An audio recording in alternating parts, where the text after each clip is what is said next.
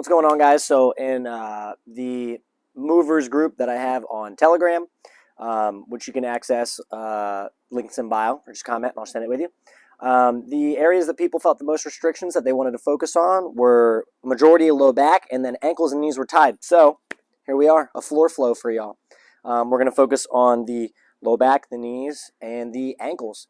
And the floor flow is something that I'll do, and I have within the Made to Move app, where the goal is to help us kind of unlock the tension that we might have in the knee, in the ankle, and in the low back in this case. And it's meant to help us get better sitting on the floor. So a lot of what we're going to do today isn't necessarily going to be finding tension. We're going to be doing a little bit of that for sure. There's going to be some element of feel ya damn muscles. So maybe a mix of an FYDM plus a floor flow. So we're going to go through those and see how you like it. So we're going to start. My toes are pointed in, and I'm just going to initially start to rock back and forth. Just kind of tolerating, seeing what I got with the front of my ankles here. If I need to, I'll have a yoga block between my hips to bolster them up. If this is a little bit too intense, I can also lean my hands forward if I need. Just rocking back and forth. You'll notice that now I'm kind of like putting my head in line with my opposite foot as I coil side to side. So now if you're not leaning forward, go ahead and join me. Just rocking back and forth. Okay, I'm just kind of relaxed as I go through here, just trying to kind of connect a little bit and chill out. So this is really good. If you're feeling really tight in these areas, just kind of breathe in, relax. Now we'll create a little bit of tension. So the shape that I'm going to use with my hands for this is going to be the D grip, so I'll briefly explain. So it's just going to be surfer bro, ring finger, pointer finger, wrap over. That's the main grip that we'll use today. I won't change it and use any other ones. So what I'm going to do, back into the rock, I'm going to head over right, hip to the left, then it's going to be hand to the middle. I'm going to stay in this position. Right hand makes the D grip, drive back, hold for a second. I should be able to get a little bit of lat. I'm thinking right elbow towards the right hip. Come back, drive back.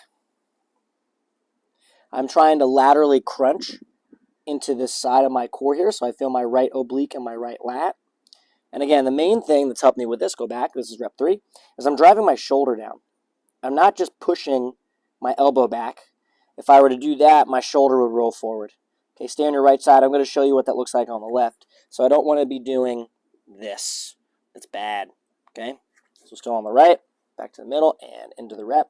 I want to drive my shoulder down. I'm getting quite a bit of right lat here. Woo!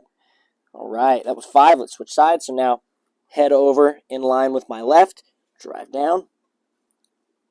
Ooh, and a nice intense muscle cramp. Oh my God. And back. Good. Again, I'm crunching laterally. Good. Let's get 3 more. Breathe into the tension. I'm squeezing that D grip shape. Now I'm doing my other side. Hi, Rory. Good. Rep number 5. Driving the elbow down. And head is stacked over knee in this case, in line with my left leg. Good. Now we're just going to sit back up tall and kind of rock side to side.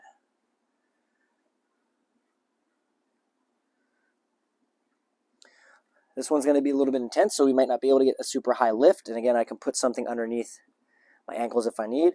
But now toes are down, and I'm going to lift up and come back down. If this is too intense, you can just rock back hip to heels. But if you can, drive up, come back down. Toes are pointed back and in. Here's rep number 3. And this type of flow is something that I'll have athletes commonly do, and just follow along here, because it's going to dramatically help us gain a lot of tolerance to being on the ground in this case, opening up the ankle, knee, and the low back. We've already begun to hit all 3. And it's going to make it so that resting on the floor is easier. We know that that's going to improve our mobility dramatically and make things like stretching, foam rolling, and maybe doing a Theragun and stuff like that even more effective, because our tissue will already be supple and that will be able to add to it. Now what I'm going to start to do is open up the hip a little bit. So I'm going to tuck my toes, give the ankles in the front a little bit of a break. And now what I want you to do is sit the shoulders above the hips, hands on the hips to feel the hip bones. And we want to make sure we're not overextended here. So what I'm going to do now, I'll go back to the D grip on both hands. I drive my shoulders down, thumbs and pinkies meet in the middle. And now I'm going to think about pushing my feet backwards to drive my hips forwards. This is going to be focusing on finding those hammies. So I'm pushing back. Oh, hamstring cramp. Oh, dear God. Feeling my damn muscles. Right, so again, I push back. Good, I'm not overextending. I don't want this extra curve in my back. I feel nothing in my hamstrings when I do that. Drive the knees and feet backwards. Oh my God, the hamstring. So now we're really getting into the knee and the low back combo, where the first one would have been a little bit more ankle and knee there, mostly ankle. So drive back. A lot of what I talk about in the awareness-based training method, right? Someone could be doing this exercises, but the point is, what do you feel while you actually do them? While we're pushing our feet back, we feel our hamstrings ideally. Okay, my left one just cramped. Oh my God. Whew. But when we switch it up, for example, now we're going to switch to pushing down. So when I push my toes through the ground, now I feel my quad. That is the point. Sit back, continue to push the toes straight down through the ground. The hands just help me create more tension. We're continuing the rep. And again, this looks the exact same, but I'm not feeling the same thing. Not even close. I feel all front of the leg now. I do not feel as much back of the leg. Sit back, push the toes through the ground, push the toes through the ground. This is so important. What it looks like doesn't mean everyone's going to feel the same thing. And that's what I think leads to a lot of repetition-based injuries. We're not paying attention to what we feel, and even if it looks the same, we're feeling different things. Okay? So we're still pushing the toes through the floor. We've been firing up the quad a little bit. If this has been intense on your big toe, you can kind of ease up and let the toes tuck back. Also, big toe mobility gains. We got to get there. This should be comfortable. We're just resting on the ground here. This should not hurt as far as in the joints go. Pushing down and coming back. Now what we're going to do is we'll switch to a 90-90 position. So I'm going to go right leg in front, left leg back. Right leg in front, left leg in back. Getting sweaty here. Okay, my toe is pointed backwards. It's not pointing out. So tuck that toe. Use the hands if you need to start at the top position here. Now we dive into our last part, which is going to be the hips, firing up those glutes. So for me, I'm a little bit tighter on my hips. You can see that in order for me to balance, I have to lean. So what I'm going to do is push my hip, rotate. This is the position I have to be in. You might not look like this. But what I'm doing right now is driving my leg through the ground. I feel a mix of my quad and my glute. And without bowing or arching this way as I sit back to keep balance, I'm only going to sit back as far as I can. Feel a ton of glute. That's about as far as I got. Come back up. That's one. Here we go. Let's go for 6 on each side. Reach back into that right hip, not letting your back arch. Come back up. That's 2. Reach back, reach back, reach back. Go to the D grip if you can do it. 3. Reach back, reach back, reach back. 4. This left leg here can be driving out to fire the side of the hip here. Reach back. Good. 5. Reach back. And 6. Let's go ahead and switch. The reason why I love these types of floor flows and FYDM flows, since this is a mix, again, left leg in front, right leg pointed back, is because if we really want to gain mobility, that means we have control in these end ranges. If we're being passive and only flexible, that's great. We can focus on our breath. We can cool down. But if I don't learn to adopt resting positions on the floor, such as this, that's why we're working from this position. That's part of what makes it a floor flow.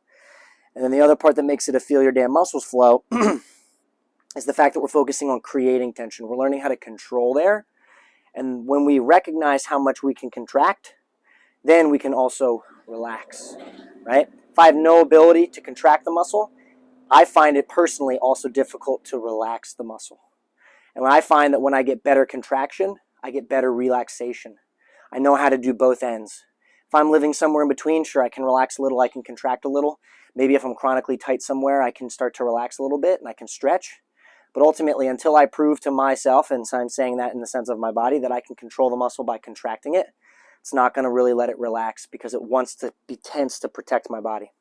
So I'm going to drive up, Do my D grip, right? This position, you'll notice, looks a little bit different. This is where I can be on this left hip here, and I actually feel quite a bit more of my right hip and right groin stretching. So now I'm going to sit back, right? Continue to drive this leg through the ground. Drive up.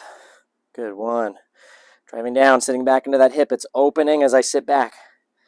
That's 2. Sit back, sit back. D grip. 3. Sit back, sit back. My core is braced this whole time. We'll say that that's 3. I might have miscounted. Sit back. 4. Sit back. 5. Sit back. And 6. The final one that we'll end with here to open up the ankle, the knees, and the low back. Going to be one of my favorites. The ABT flow. Not trademarked. Okay, so what we're going to do, just start feet in a squat stance, slightly pointed forward, slightly pointed out. Now we're going to brace like a motherfucker. So I'm going to actively be bracing my core. I'm going to bend my knees as much as I need. Hands are glued to the ground, or at least close. And what I'm going to do is I'm going to try and keep my core glued to my thighs as much as I can. And then I'm going to rock down into the bottom of the squat, trying to keep it as even feeling as possible. I'm not going to let my core come away from my thighs. That is still braced as hard as I can tolerate. Now I'm pulling this chin straight back. Notice how my neck is not doing this. I'm pulling it back. This fires my upper back. I feel even more hip flexor and core now. Hold that for a second. Now keep the chin tucked. Begin to raise the hips. Get the hands to the ground. Keep the core glued to the thighs. Don't let them go away. Squeeze your quads. Don't let the core come away from the thighs. Good. My hamstrings are shaking. Drop back down. Pull the chin back. Good. Lift, lift, lift, lift, lift. See if we can get further. I'm connecting, in this case, with the ability to control my low abdomen and my upper back together. This is so important. Lift back up. Squeeze those quads. This is so important for the strength and control of my running posture, of my squatting posture, of how I carry things in the front rack position. Drop down, chin back. Again, there's nothing wrong with relaxing into a pose with stretching, but there has to be something that's the opposite of that as well, creating the tension through the length. And then again, this is only going to end up being maybe like 13 to 15 minutes long. This is nothing compared to how you spend hours and hours and hours in your day.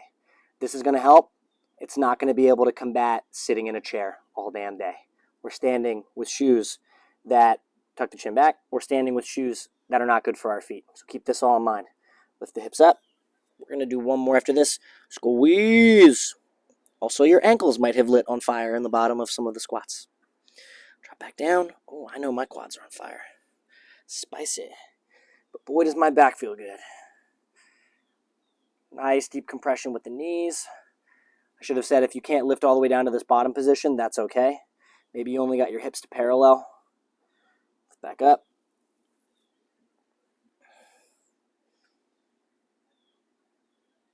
And relax. Oh, okay. That felt good. Thanks for joining me for this mix of a floor flow and an FYDM flow.